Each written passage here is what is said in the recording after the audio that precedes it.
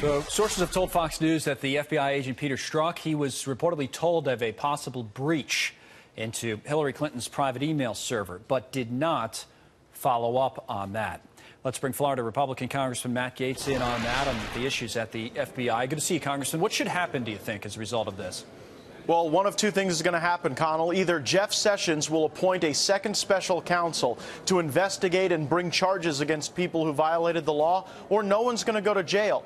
Right now, we have a real confluence of events. The Inspector General will soon be issuing his report. We've got investigations underway in the House and Senate, and all of them seem to point to the fact that Hillary Clinton had folks paving the way for her to keep her out of trouble. And then some of those very same people, like Peter Strzok, who you mentioned, were involved in manifesting bias against President Trump. So to have real accountability, to restore the rule of law, we need the Attorney General to do his job and appoint a second special counsel, because in Congress, we can kick up the facts, but we can't go put handcuffs on anybody. That's the Attorney General's job. Okay, let me ask you why you can't. So the Inspector General, who you referenced, the guy named Michael Horowitz, right? So he's going through his process, as you say, he's come out with a report. I guess the Sessions side of this would be say, well, let's wait for that. Let's see what he comes out with, because he's kind of the guy who tipped us off on the Peter Strzok stuff to begin with. So maybe Horowitz comes out with the report, and then you go on to whatever is necessary in terms of prosecution, DOJ, you say special counsel. Why not wait?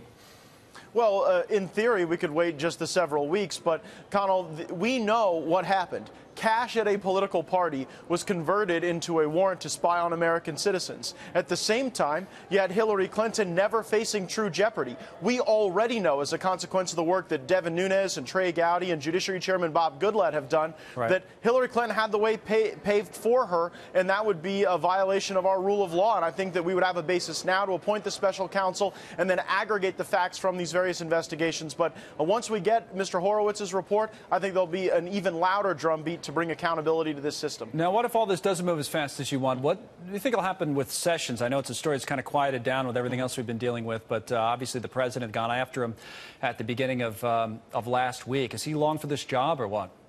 I think the president wants his current attorney general to step up and be the attorney general. I would understand if the president were frustrated by the attorney general's recusal on the Russia matter, because it's put some of the folks that are at issue in those facts in charge of the direction of the investigation, and that creates a conflict of interest. And so we would have hoped that the Attorney General would have stepped forward and done his job, but he could still save his job if he'll appoint a second special counsel, because then I think we'll get the accountability we need. Now, the issue, though, is, say, if he did get rid of him, I know this is a Senate, not a House issue where you are, but getting somebody through at this point in the replacement would be, that'd be a tough one, wouldn't it?